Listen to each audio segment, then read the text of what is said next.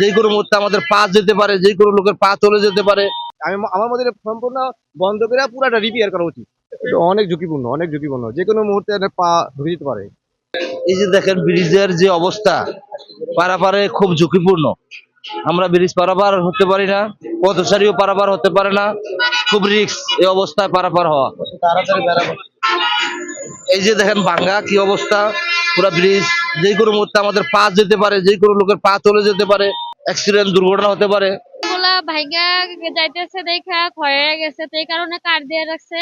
কাঠ দেওয়া না আমাকে সমস্যা হয়, কখন জানি আমরা বোরকা পিছলে পড়ে যাই, তো এই কারণে কাঠ দিয়ে রাখছে। তো সো আমরা যাতে এটা ভালো চাই, যে এটা ভালো করে দেয়। নির্মাণে নাম্বার 1 শাহ সিমেন্ট। এটা অনেক ঝুঁকিপূর্ণ, অনেক ঝুঁকিপূর্ণ। যে কোনো মুহূর্তে এটা পা ঢুকে যেতে পারে। মানে আমার মতে যে অনেক ঝুঁকিপূর্ণ, অনেক ঝুঁকিপূর্ণ। যাতে পাও ঢুকে না যায়। কিন্তু এটা অবশ্যই এটা জং করে এটা ক্ষতি হয়ে গেছে, মানে আপনার আয়রন ধরে গেছে, যে কোনো মুহূর্তে পা ঢুকে পড়তে পারে। সেই জন্য কেউ এটা কাট দিয়ে দিচ্ছে যাতে না ঢুকে, পাটা না ঢুকে। কিন্তু এটা ঠিক না। আমার মতে এটা সম্পূর্ণ বন্ধ করে পুরাটা রিপেয়ার করা উচিত। তাহলে যদি আমাদের জন্য ভালো হবে।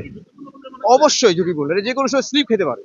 না, ওটা আমরা জরুরি ভিত্তিতে মেরামতের ব্যবস্থা নিচ্ছি এবং ওটা আমরা মেরামত করে দিব যাতে করে মানে জনগণের যে ওঠানামাতে কোনো রকম ডিস্টারবেন্স না হয়।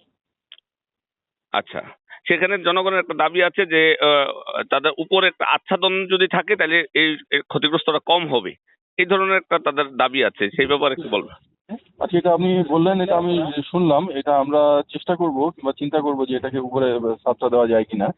তবে আমাদের সবকিছুতে সীমাবদ্ধতা আছে, এর ভিতর দিয়ে যতটুকু পারি আমরা দেখবো আর কি। হ্যাঁ।